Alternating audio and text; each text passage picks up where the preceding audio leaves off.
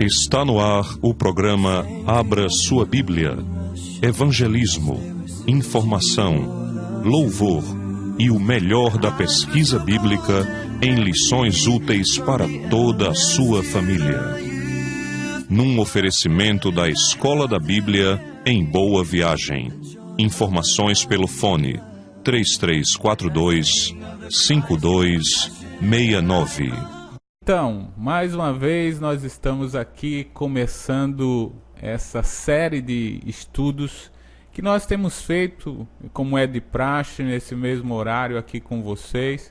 É um prazer estar com vocês. Eu sou o Ricardo Sobral, professor do Seminário Teológico Ebenezer, e continuamos aqui junto com o professor Álvaro Pestana. Tudo bem, Álvaro? Tudo bom, professor Ricardo. Olá, queridos ouvintes. É bom estar aqui compartilhando da Escritura com vocês. Ok, hoje nós queremos começar falando de um assunto bastante importante e, assim, por estar no Antigo Testamento, também nós podemos evidenciá-los durante a nossa vida como discípulo de Cristo. E nós vamos ter 10 programas, então nós vamos ter 2 semanas aqui com vocês e a gente espera que vocês possam acompanhar junto conosco e ver o que nós vamos estar trabalhando. Então eu queria, assim, deixar que o professor Álvaro faça diga qual que é essa novidade para a gente. Ok, professor Ricardo. O que nós vamos fazer, queridos ouvintes, é estudar em 10 programas os chamados 10 mandamentos. Os 10 mandamentos estão normalmente na Escritura em 2 textos básicos. Eles estão reunidos em Êxodo capítulo 20, do versículo 1 em diante, e também em Deuteronômio capítulo 5, nos versículos 1 em diante. Agora, esses 2 grupos esses textos, né, agrupamento dos 10 mandamentos, são os mesmos 10 mandamentos, são a base do sistema de aliança de Deus com Israel, e também muitos desses 10 mandamentos acabaram se tornando base de muitos sistemas éticos em todo o mundo. Muito do direito, muito da ética se baseia em princípios como os fundados ali nos 10 mandamentos. Agora, sim, fico feliz em poder tratar dessas questões. E nós já sabemos que tem algumas vertentes com relação à questão dos 10 mandamentos, principalmente pelaquela situação do sábado, que termina descartando, né, tentando combater essa prática de guardar o sábado, termina negligenciando todo o propósito do texto, né? E isso às vezes faz com que não se dê a devida atenção para esses mandamentos. É verdade. Como aliança, como forma de lei, os 10 mandamentos são, para ser, vamos dizer, correto com relação à Escritura, eles são a aliança de Deus com Israel. São o primeiro documento que sela esta aliança feita no Monte Sinai.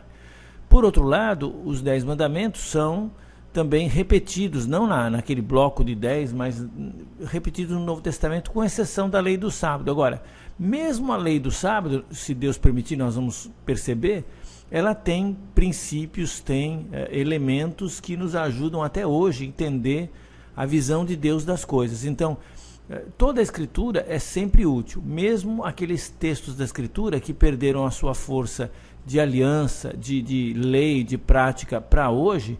Mesmo assim, os princípios subjacentes, os princípios que fizeram aquelas leis serem fundamentadas, são às vezes princípios baseados na natureza divina, e por esta causa a natureza divina não muda, nós podemos aprender como Deus é e agir de acordo com isso no nosso viver. Então, daí a beleza do estudo desses 10 mandamentos.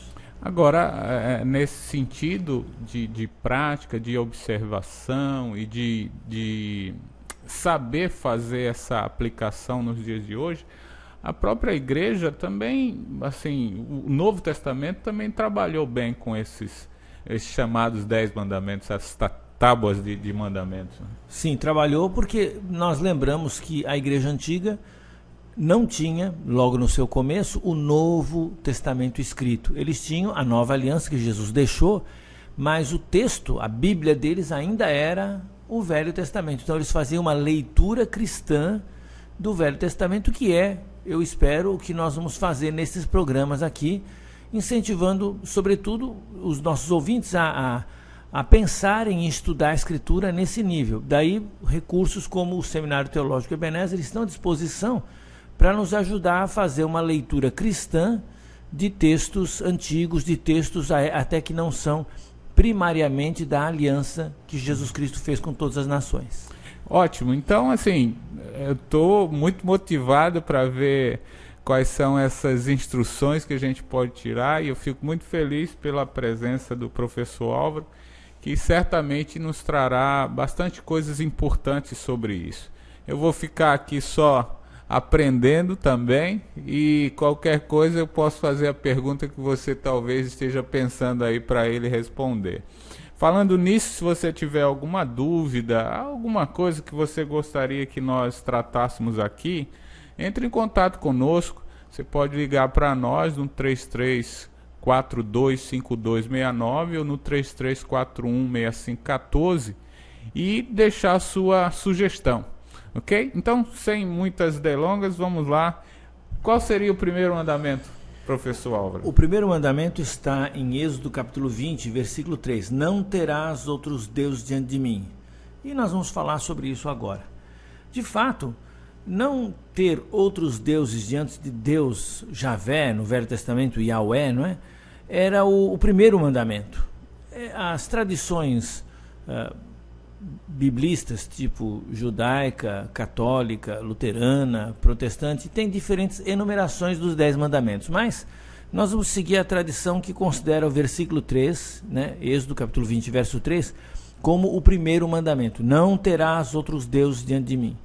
E esse mandamento significa pelo menos 3 coisas que nós queremos ressaltar aqui. Primeiro, já é uma declaração de que não existem outros deuses.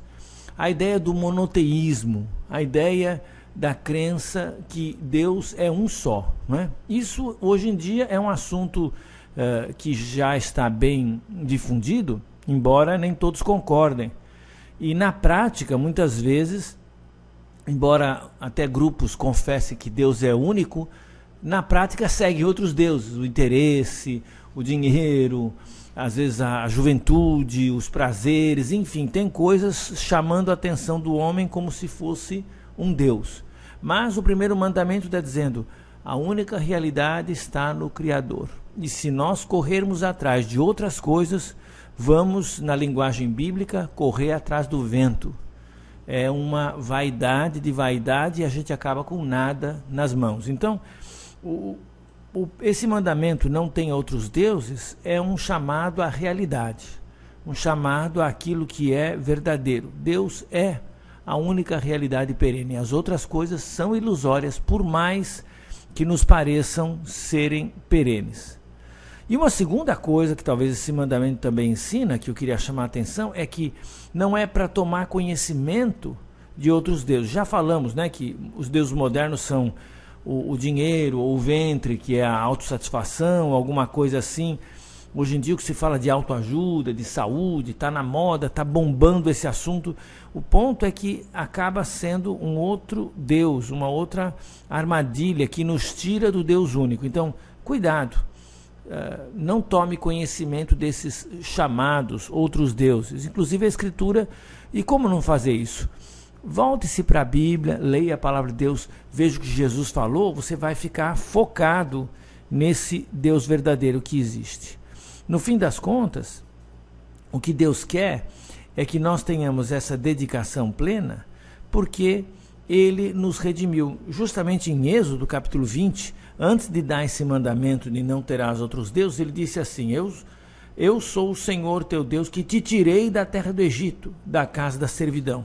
Ou seja, Deus diz, eu estou chamando você para me seguir, para não ter outro Deus diante de mim, porque eu estou te salvando, né? É como no Novo Testamento que nós temos um versículo famoso, que Deus amou o mundo de tal maneira que deu o seu Filho unigênito, para que todo que nele crê não pereça, mas tenha vida eterna. Esse trecho de João 3,16 está dizendo, olha, o amor redentor de Deus nos convida a seguir a Deus, seguir Jesus. E por isso, então, não ter outros deuses diante do Senhor Redentor é o conselho que a Escritura dá. Então, essa questão de não ter outro Deus, já era sabido que não existia outros deuses, mas o homem criava esses deuses, idolatrava essas coisas que não eram deuses. E certamente hoje nós temos essa mesma questão. Até na época, com toda esse propósito de propagandas e etc., todo mundo ficava com medo e achava que deveria prestar culto. Hoje a mesma coisa. O que se coloca é esse medo, e as pessoas terminam também criando suas defesas e achando que essas coisas que criam podem protegê-lo. E certamente essa passagem traz o que Deus é o único e é aquele que nos ama e nos sustenta. Muito obrigado, Álvaro. Então, venha participar conosco amanhã, que nós vamos dar continuidade desses estudos. Que Deus possa abençoar você e sua casa. Até mais. Fique com Deus, até mais. Ele exaltado, o Rei exaltado no céu. Eu louvarei, Ele exaltado, para sempre exaltado o seu nome. Louvarei, Ele é o Senhor, sua verdade vai sempre reinar. Terra e céus glorificam seu santo nome. Ele é exaltado, o Rei exaltado nos céus. Ele é exaltado, o Rei exaltado nos céus. Eu louvarei, Ele é exaltado, para sempre exaltado o seu nome. Louvarei,